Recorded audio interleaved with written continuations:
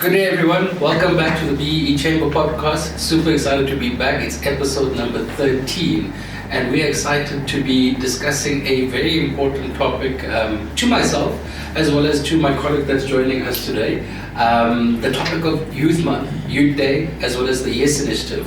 Welcome, Thami, to our podcast. How are you doing? Thank you so much. I'm doing great, Neil. No, great stuff. Tell us about your role at the BE Chamber. I know you work within the Y.E.S Initiative. Tell us about what do you do in the area under the Chamber.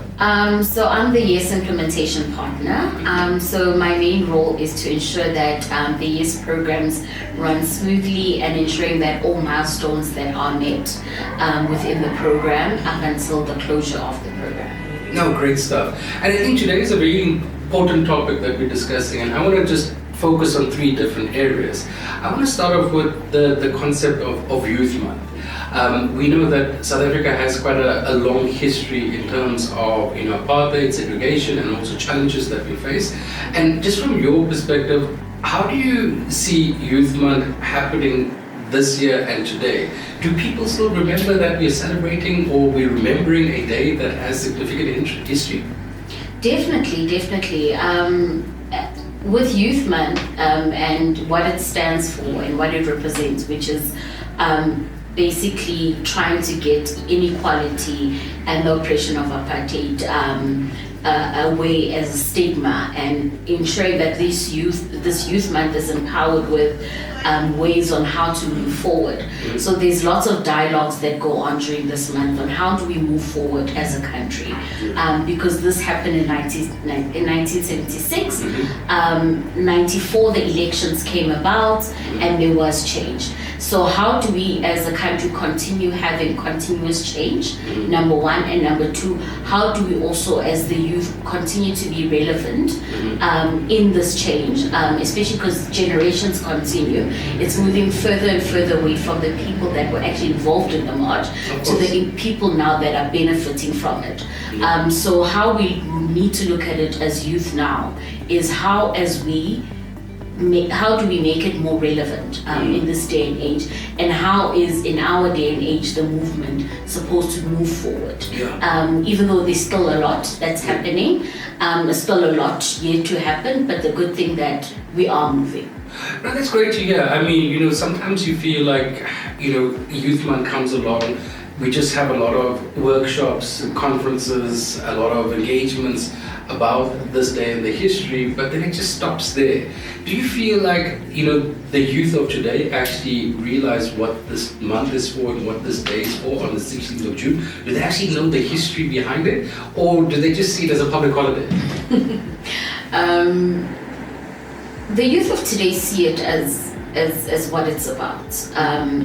But I think the most important thing is the education of it and how it's unpacked.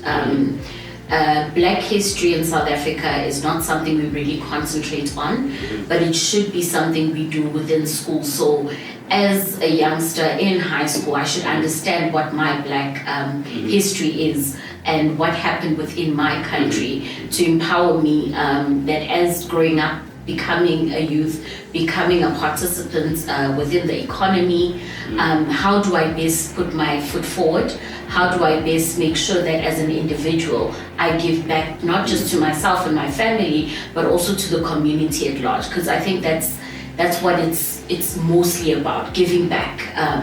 And going forward, the struggle has moved from us fighting individually, but more as a collective and giving back. If you give a leg up to the next person, if you understand more, try to empower whatever is around you, not just within your family, but within your community as well. No, of course, and I think you've touched on very valid points there, about giving back, and I think it is important, and that's where we've got these types of months to remember and these types of days to remember, not about just celebrating and seeing it as a public holiday, but also what are we going to do to then create impact based on our history and moving forward. So I think it's really important that we acknowledge that and make sure that we do something going forward. Speaking about how businesses approach this a month, what would be your advice? You're looking at a situation where we're celebrating Youth Month, we're celebrating Youth Day. Is this something that businesses need to be aware of? Do they need to have more workshops? Do they need to create more of an educational environment and inform, employees of why we have this day? Yes, that would be a great approach as well. But continuous dialogue is something that is needed, which is very important amongst community, amongst youth, amongst businesses, to see how do we create this 1 month into a 12-month thing and make it impactful for the youth, make it impactful for the people or the future that is growing up today. So those dialogues are important, but it mustn't just end with dialogues, it must also end with actual impact that is happening on the ground. So the different initiatives that tie into our ESG, which is our social goals, what as an organization or as a business are you doing to ensure that you are impactful in this space? What difference are you making? I know we have your ESG reports that happen, but also ask yourself as a business, is it really impactful? Did we really make a difference? And to ensure that it's also sustainable, ensuring that those impacts that we engage in are ever changing, because things do change. So having the same program every year doesn't really help.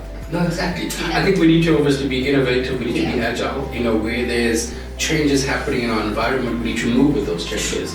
We need to see how best can we then, accommodate and also innovate around those changes and actually bring them into our strategies that's going to have impact. I think, from my perspective, I sometimes see a lot of noise happening this month and also in other months. For example, Women's Month is also coming up. We find that there's going to be a lot of noise being made in those months, but from my perspective it needs to happen all year round, and I think that's where sometimes entities out there get it kind of wrong. They just want to celebrate that month and then everything just dies out, and then they pick up again next year when the month starts again. So I think just a message from myself, to entities out there, just continue with the good work that you're doing, especially around these times, but then also make sure that it lasts long term and it is sustainable and impactful. Moving over to the Y.E.S Initiative, now you're quite heavily involved in the Y.E.S Initiative. What do you think about it? As in, what do you think about this initiative? Does it have impact? It definitely does have impact. Looking at the stats, and since its in inception in 2018, touching close to over 180,000 youth, that is not something small. As much as we would have loved for it to move faster, but the point is it's moving, and that's the important thing. And ensuring that our youth is constantly upskilled, ensuring that they are employed, because that plays a big role in our country, because most of our population is within that youth population. We need to ensure that they are part of the economic change that's happening. We need to ensure that they are able to give to their families, which is a very vital part, and ensuring that the middle class continues to grow. And not just that, obviously with the changes in your generations, now we're moving to fourth industrial revolution, and how do we now start integrating that into the program that we already have as the Y.E.S Youth Initiative, and how do we create more opportunities for the youth, because the youth of today is very tech savvy. I know that with the youth today we need to understand them better, and we need to make sure that we make sure that we actually understand them and also accommodate them so we can help them thrive and also grow. So we've got the business impact, from a BE perspective, from an incentive perspective, as well as we've got the social impact. From your opinion, which one do you find more impact? Changing lives from a youth perspective on the social side, or from a business perspective, gaining good BE recognition and also good incentives? Which one do you think is more important, or which one do you think weighs a bit more? I think it's from which perspective you look at it, but both of them weigh heavily on the system to work.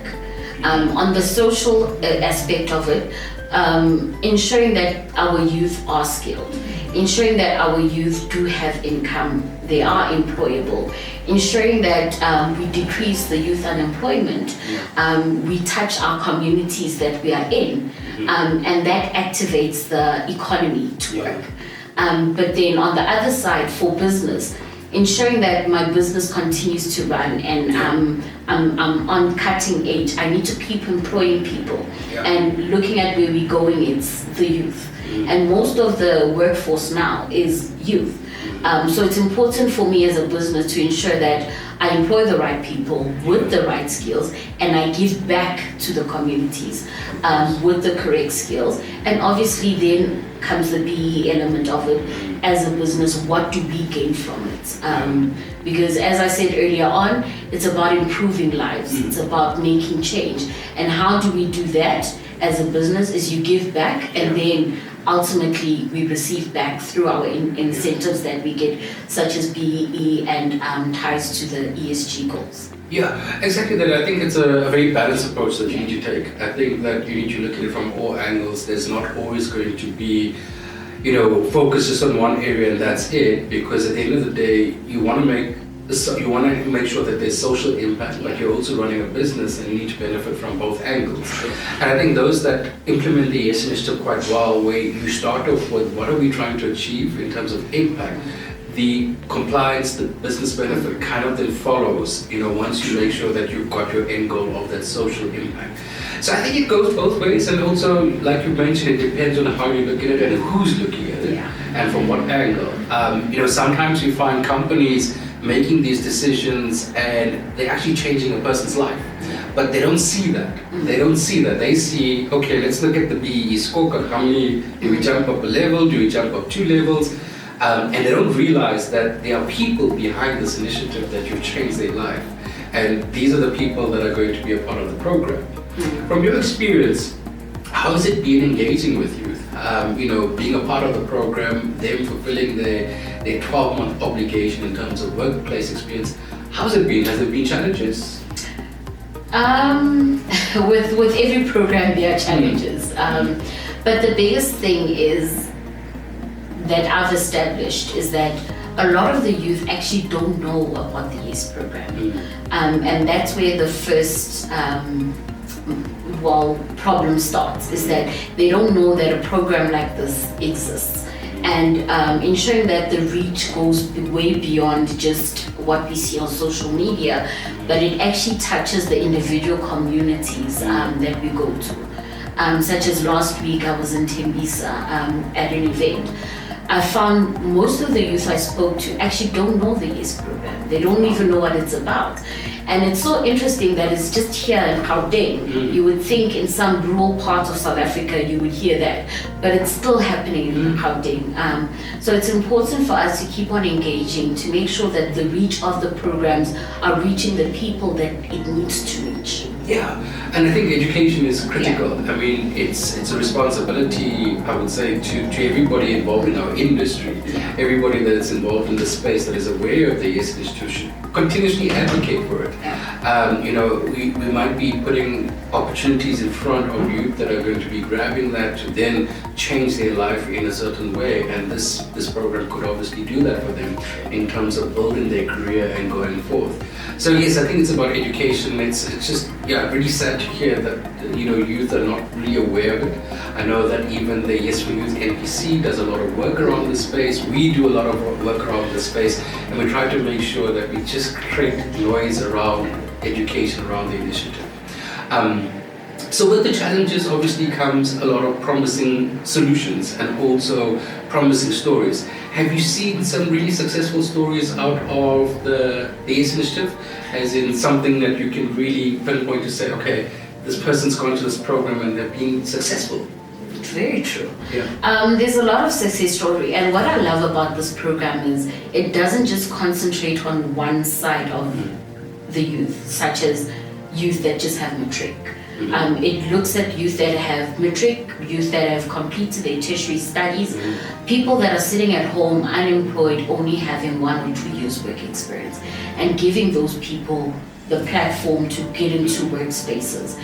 And you find that when they get into these workspaces, the youth thrives. They do exceptionally well, and they get permanent employment within those organizations. I know of a young lady that did that. She works now at SARS, very good role that she's occupying within the training space. She's done exceptionally well for herself. And another gentleman that also now currently is working at Vodacom. So it's not just a small scale program. You can really grow, and those are not the organizations they started at or where they completed their programs at.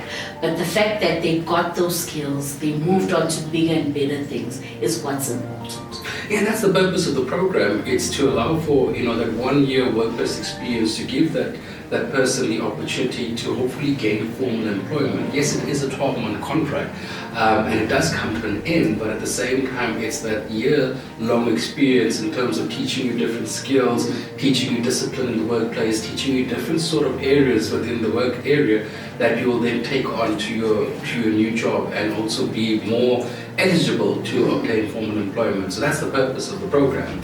And speaking about the way the program has just started off up until now, do you feel like we'll see a lot more of the program going forward? Do you feel like there's still a lot to go or a lot to give in the next couple of years in the program?